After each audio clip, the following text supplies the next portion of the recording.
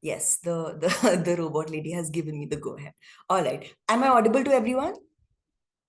Excellent. So, so once again, thank you so much for being here today. I'm joining from India, and it is very close to midnight. But I know that for those of you in the UK, it is a Saturday evening, 7 p.m. So I'm incredibly grateful that you would choose to give up some of your Saturday evening for this talk and discussion. So, as you can see, my talk concerns the character and arc of Weird Barbie in the 2023 summer blockbuster Barbie, directed by Greta Gerwig and starring Margot Robbie, who was in the lead role as a character called Stereotypical Barbie. So I don't think I need to recount for anyone just what a huge cultural moment the film Barbie was last summer. If my own surroundings were any indication of the global discourse, then Barbie and Barbenheimer was everywhere. It felt like they were sort of revitalizing the social experience of going to the theater. And of course, Barbie was not just a huge pop culture moment, it was also a giant commercial hit. So it was very soon gathering more than $1 billion at the box office. So uh, in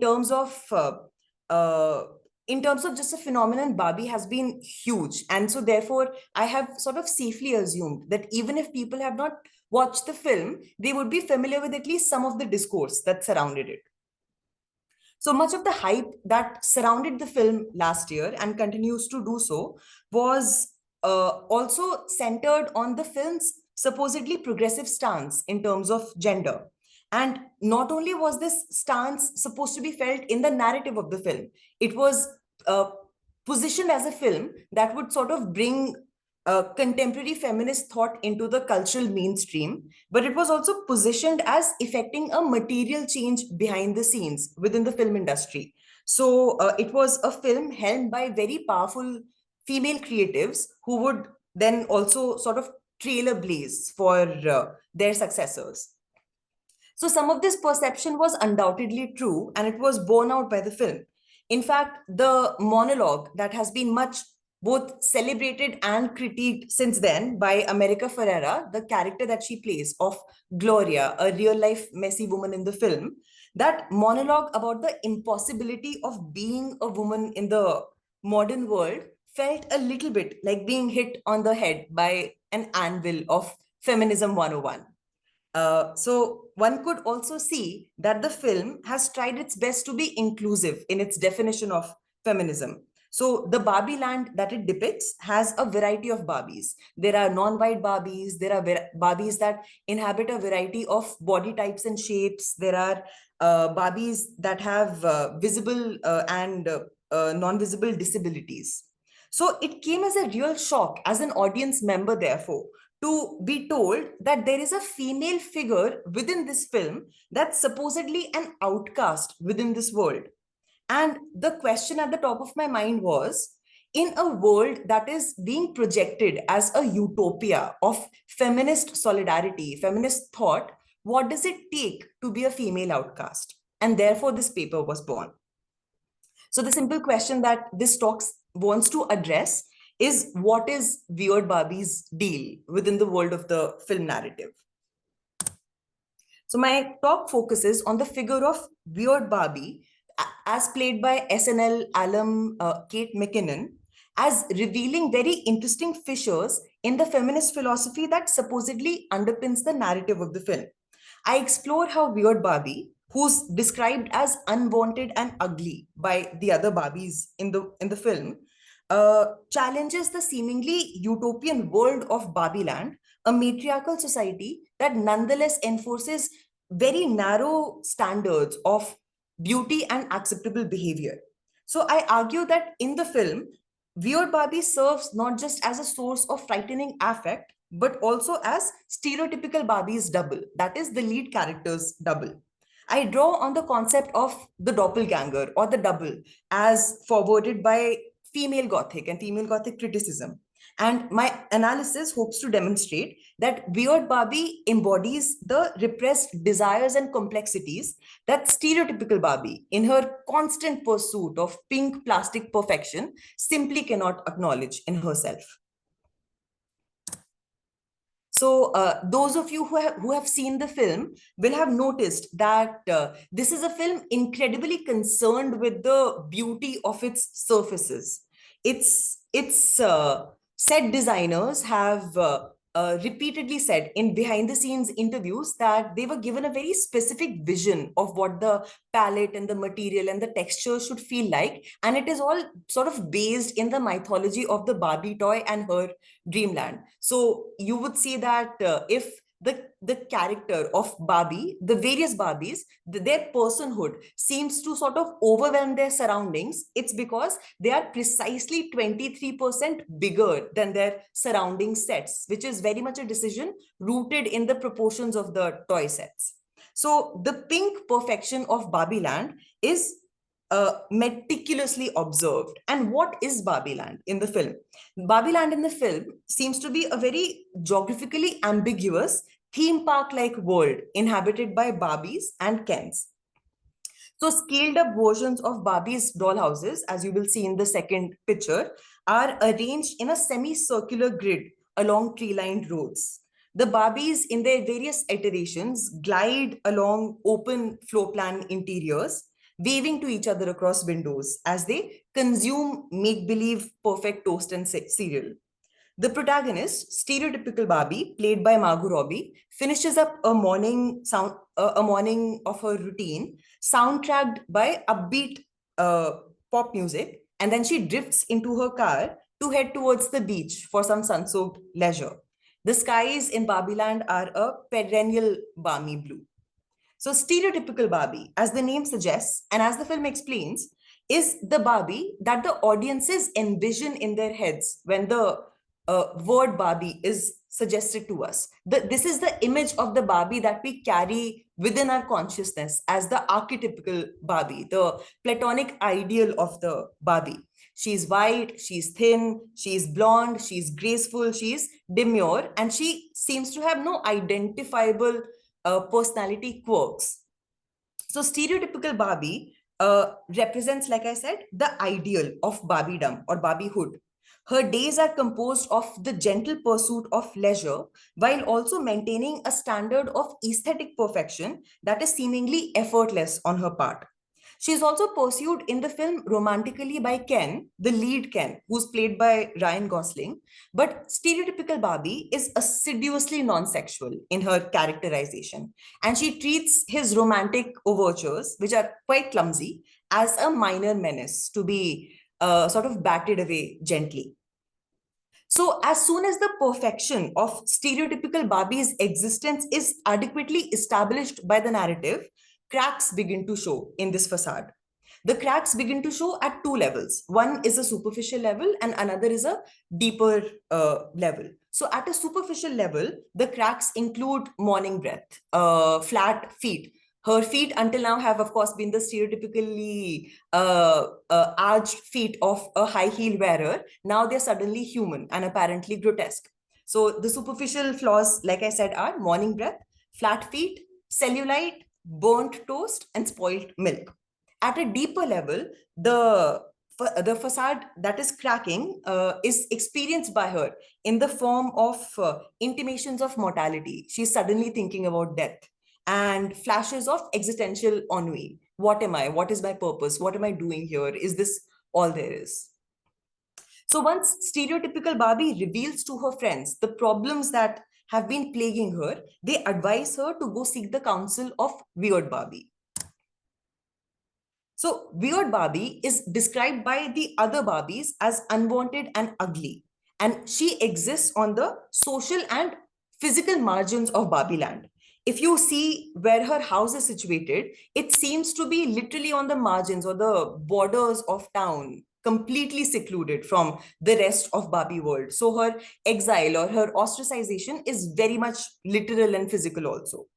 So, Wyrd Barbie's first on screen appearance is fittingly presaged by the gathering of storm clouds, which you will see in image 2. So, the storm clouds hang in an isolated pocket over her house, and her house has been sort of constructed or envisioned or conceived in the tradition of Gothic dwellings. This could honestly be a sort of multicolored take on Thornfield Hall or Nottingham Abbey.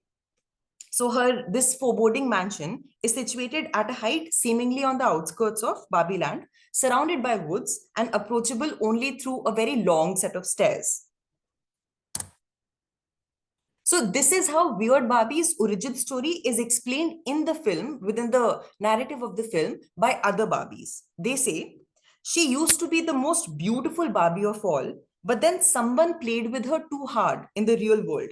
And now she's fated to make all other Barbies perfect while falling more and more into disrepair herself.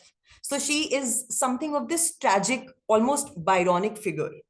So Weird Barbie's aesthetic design or her appearance is very much in keeping with her status as an ostracized individual, as somebody who doesn't conform to the demand of physical perfection that Barbie Land supposedly imposes. So she's clad in an oversized pink dress with balloon sleeves and orange ruffled hem. These are very clashing colors. Nobody would say that they complement each other.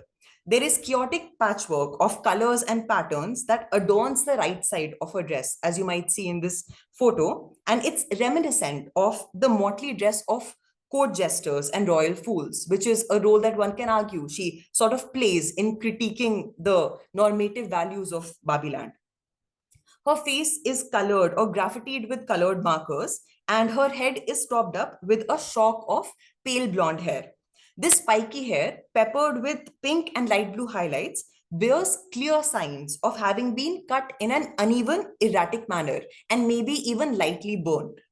So, Weird Barbie is introduced within the narrative of the film as a dispenser of advice for malfunctioning Barbies and also the keeper of the lore of Barbie Land. There is a comedic riff on the iconic red pill, blue pill scene within Barbie that sort of highlights the role played by Weird Barbie in the film a little more. So in the 1999 science fiction action by the Wachowski siblings, Morpheus is a mentor who offers Neo two choices that will change his life, Neo, the protagonist. The choices are sort of coded into two pills, red and blue. One pill allows Neo to forget everything strange that he has just experienced, everything that sort of doesn't compute about his reality, and go back to his previous existence of blissful ignorance. The other pill, however, will show him the true nature of reality, which is exceedingly dismal, and therefore force him to confront very hard truths about the life that he's been living. So within the narrative of Barbie, the choice is not the red pill or the blue pill, but between a high-heeled shoe and a Birkenstock sandal. Within this scene, Weird Barbie presents stereotypical Barbie with a choice between the glamorous heeled shoe and a sensible Birkenstock sandal. Of course, they're both representative of the kind of choices that are in front of stereotypical Barbie. The glamorous heeled shoe represents a passive acceptance of the status quo. If stereotypical Barbie chooses that, then she chooses to live in an illusory world, the world that she has inhabited this long. If, however, she chooses the supposedly ugly Birkenstock sandal, that represents a more curious, adventurous spirit that is able to deal with uncertainty and challenges to one's worldview. That will be her encounter with reality. So in this scene, the film has therefore made very explicit parallels between Weird Barbie and the figure of other mentors in other quest narratives and the role that they play in those narratives with respect to sort of initiating the heroic journey, the protagonist's hero's journey. So Weird Barbie has to cajole stereotypical Barbie into choosing the Birkenstock sandal, into confronting reality, and she gives her advice on how to make the long journey from Barbie Land to the real world. So stereotypical Barbie chooses to go on this journey not with any noble or admirable spirit of confronting change, but with very much the idea that it will help her restore status quo. That once she does this, once she fulfills this journey, she can go back to her previous life of relentless perfection. So that's the hope that she has when she sets out on the journey. But of course, when she is confronted with how messy reality is, with the fact that women's status in contemporary times is still very complicated, that the toy that the Barbie as a toy has not effected some sort of feminist revolution in the real world. All of these challenge stereotypical Barbie's notions of what constitutes values or priorities, or what a good socio-political order should look like. And she finds herself developing as a person, evolving beyond her hitherto superficial concerns. So once she has had this sort of epiphany or realization, she travels back to Barbie Land only to discover that the Kens have effected a patriarchal uprising, because the lead Ken, played by Ryan Gosling, was with her on this journey to the real world, and he saw how desirable patriarchy as a social order can be. And therefore, he went back to Barbie Land proselytizing, and that is what the Kens are choosing to do now. Now, within the threatened socio-political order of Barbie Land, Wyrd Barbie proves incredibly important. She proves fundamental to the deprogramming of the brainwashed Barbies. In fact, her mansion serves as a refuge for the rebel band of heroines, and she is instrumental in restoring Barbie Land to its former state and sort of putting the Kens back in their place. Now, let's take a moment to look at the etymological origin of the word weird, from where the moniker of our Barbie comes. So Diane A. Rogers notes that in the Anglo-Saxon original term weird, W-Y-R-D, the term describes that which is strange, mysterious, or even frightening. So Wyrd Barbie, of course, matches this description to a hilt. She is strange, she is mysterious, and she might even be frightening. So within the lore of Barbie Land, every Barbie has a playmate in the real world, a playmate counterpart with whom they play. Wyrd Barbie is the consequential endpoint of a doll that's been played with too hard. There is a short montage in the film that depicts a girl child subjecting a Barbie to very rough use by kicking her around, chopping her hair, burning her hair, graffitiing her face. So within the internal logic of the film, the treatment, this rough play, translates into not just Wyrd Barbie's superficial appearance, but it also seems to have effected an internal change in her, rendering her less amenable somehow to placidity and perfection. These are the precise qualities that make Wyrd Barbie less legible to the other Barbies and imbue her with a frightening affect.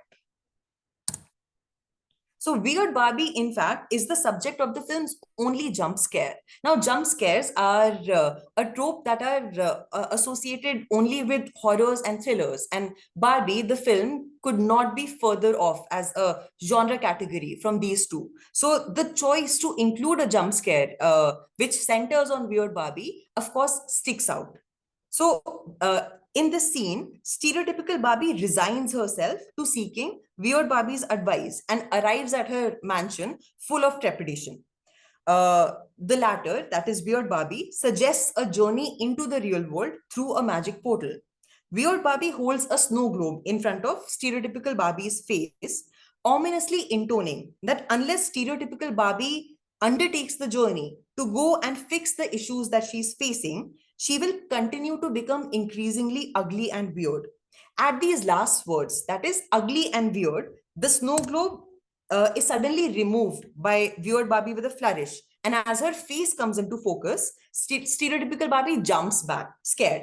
And one can imagine that in the audience, maybe little girls had a similar moment of jumping back in temporarily in shock and surprise. So, weird, Diane Rogers argues further, was employed in Old English in the earliest instances to describe agencies of fate and destiny, or powers of foresight with magical or legendary elements. Kate McKinnon, the actor who plays Wyrd Barbie, has a special DVD extra called a Barbie featurette, where she says that to her, Wyrd Barbie read like a shaman figure. So this talk has already noted how instrumental Wyrd Barbie is as a keeper of mystic lore of Barbie Land, as well as her vital role in guiding stereotypical Barbie into the real world through the portal. It is interesting to note that Weird Barbie proves to be the only female member of Barbie Land who is immune to the ideological brainwashing enacted by the Kens in the second half of the film. So when the Kens come back, proselytizing patriarchy, every single Barbie in Barbie Land sort of falls under their sway. They accept that as women, their status should naturally be that of sort of second class citizens, and it's the Kens who should organize the order of Barbie Land. So stereotypical Barbie is no longer open to that sort of brainwashing because she has been out in the real world and she has had her consciousness raised. But Weird Barbie, to our knowledge, has always been in Barbie Land. So it is incredibly interesting and very significant that she still proves immune to that sort of brainwashing. So in the film, Gloria, the character played by America Ferrera, is a real world feminist who is bonded to stereotypical Barbie. She is her real world playmate and she comes back to Barbie Land with her just to sort of see the sights. And she is aghast at the patriarchal takeover that the Kens have enacted in Barbie Land. So in one of her monologues, Gloria compares the ideological capture of the Barbies by the Kens to the decimation of Native American tribes via the introduction of smallpox. So within this analogy, neither of the victimized sides, that is the Barbies in Barbie Land and the Native American tribes, had any defense mechanism to protect themselves from a virus that they had not encountered previously. Of course, for the Native Americans, that was an actual virus. Within the world of the film narrative, the virus is metaphorical. It is patriarchal conditioning. So this comment throws Weird Barbie's immunity from indoctrination into starker relief. Having had her consciousness raised by feminist rhetoric, stereotypical Barbie ruminates that as a woman, either you are brainwashed or you are weird and ugly. So the film narrative seems to be implying that Weird Barbie's eccentricity and her supposed unsightliness is actually the manifestation of a deep inner wisdom, and her ostracization from Barbie Land is therefore a symptom of Barbie Land's political naivete.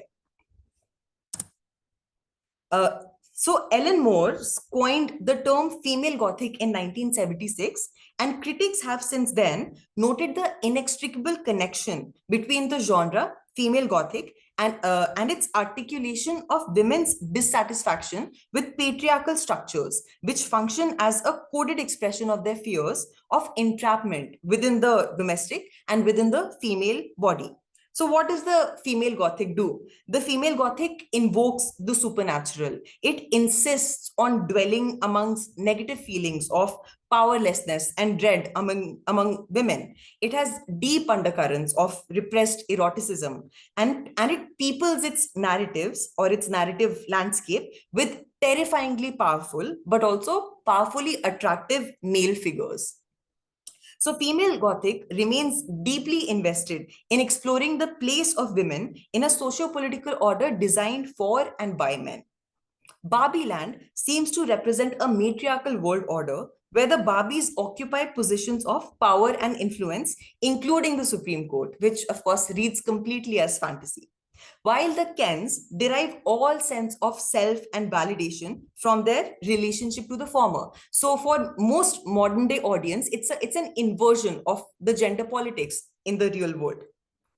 The omniscient third person narrator in the film, voiced by Dame Helen Mirren with great authority, tells the viewer, Barbie has a great day every day, but Ken only has a great day when Barbie looks at him. Yet, given the layered history of the toy upon which the film is based and its complicated multivalent relationship with feminism, it is not possible to uncritically consume the spectacle of Barbie Land and Barbie as feminist victories. For instance, most Barbies in the film, and stereotypical Barbie in particular, represent an idealized white femininity that conforms to oppressive standards of female beauty. So employing stereotypical Barbie, the most physically and mentally conformist of the Barbie models, as the protagonist of this film serves as an engine to then critique the very cis heteronormative standards of beauty that Barbie is supposed to uphold. Within stereotypical Barbie's context of relentless aesthetic perfection, flat feet, mussed hair, morning breath, cellulite become signs of great malfunction. Faced with the daunting task of journeying to the real world to restore her life to its normal state, stereotypical Barbie's first impulse is to retreat into safety. To encourage her to change her mind, Weird Barbie tells her, if you do not fix things, what's ugly will become uglier and what's weird will become weirder. And then you will look like me. So within the narrative universe of Barbie, therefore, Weird Barbie seems to represent the inverse of perfection. She seems to represent the future that stereotypical Barbie must work to avoid at all cost. But I want to argue that instead of an inversion, Weird Barbie represents the dark double of stereotypical Barbie. This brings me to the concept of the doppelganger. So the doppelganger or the double is one of the most staple and recurring Gothic tropes. Of course, you have Dorian Gray and his picture or portrait hung up in the attic. You have Mr. Jekyll, Dr. Jekyll and Mr. Hyde. And for the purpose of this paper specifically, you have Jane Eyre and Bertha Mason from Charlotte Bronte's 1848 novel, Jane Eyre. So what is the doppelganger? As the historical dictionary of Gothic literature says, the duplication or division of a character may serve to emphasize polemically the moral dilemmas or social disparities around which a didactic or cautionary narrative may revolve. In both symbolic and psychoanalytical incarnations, the double may be formed by duplication or division. So the most influential study of the phenomenon of doubling within female Gothic is, of course, The Mad Woman in the Attic by Susan Yubar and Sandra Gilbert. In their analysis of Bronte's 1848 novel Jane Eyre, they contend that Mr. Rochester's insane, imprisoned Creole wife, Bertha Mason, is actually the dark double or the doppelganger of our romantic heroine Jane Eyre. That Bertha Mason enacts violent impulses on Jane's behalf whenever Jane feels repressed and disempowered in the narrative through the functioning of patriarchy and its agent, which is Edward Rochester. So the eventual death of violent, foreign, sexually intemperate Bertha Mason performs an exorcism in the narrative of these destabilizing impulses within Jane, who can now, after this exorcism by fire, enter the institution of marriage with equanimity. So Weird Barbie similarly represents the sad and mushy and complicated aspects of femininity that stereotypical Barbie, in her plastic perfection, cannot be allowed to experience or possess. In her assiduously asexual existence, stereotypical Barbie feels no desire for Ken and is largely indifferent to his presence. She feels no desire for anyone. In fact, nobody in Barbie Land seems to evince any sort of desire or sexual impulses. Weird Barbie, once again, is the notable exception. She has a brief conversation with stereotypical Barbie where she exhibits a lascivious attitude towards Ken. She says, that Ken of yours, he's one nice looking protein pot. I'd like to see what kind of nude blob he's packing under those jeans. So, of course, at an extra textual level, the nude blob is a comedic reference to the fact that the dolls do not have any genitalia. But it is interesting, nevertheless, that Weird Barbie would exhibit a libido when thus far nobody else in Barbie Land has. So, as a film released in 2023 and directed and produced by an avowed feminist, the sensibilities that drive Barbie are, of course, very, very different from the sensibilities at play in Bronte's period novel. Additionally, the racial politics involved in the characterization and narrative trajectory of a Creole woman like Bertha in an English narrative like Jane Eyre are obviously absent in this case. These are two white Barbies conceived as white, played by white Caucasian actors. Therefore, instead of a narrative exorcism, we get something very different.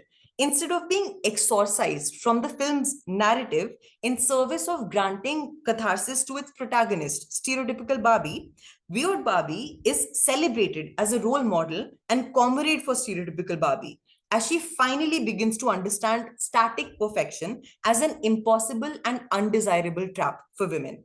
So, Weird Barbie is the embodiment of unsightly, chaotic femalehood. The actor who plays her, Kate McKinnon, calls her the keeper of everyone's hidden weirdness.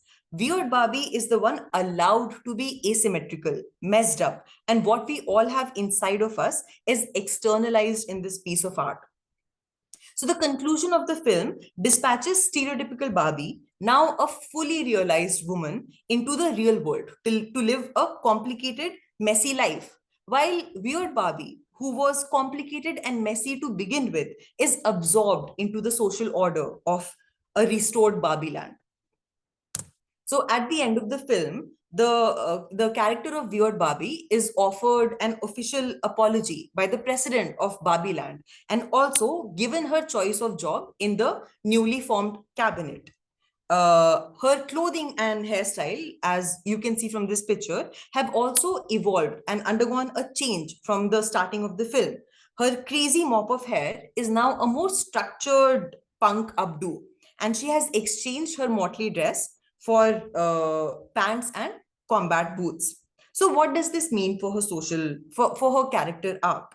It might seem like her absorption into the social order is now complete, that now, having been accepted by all the other Barbies and having been given a political position in the cabinet, she will be inevitably rendered safe and conformist. I would like to, however, offer an alternate vision of her arc, because I like to think that her energy within the world of Babyland has been so radical that it still leaks through this attempt at neat closure. So I point to her choice of a job as a potential area of interest that points to her continuing interest in the weird, the unsightly, the rejected. When she is offered any position of her choice in the cabinet, she chooses sanitation.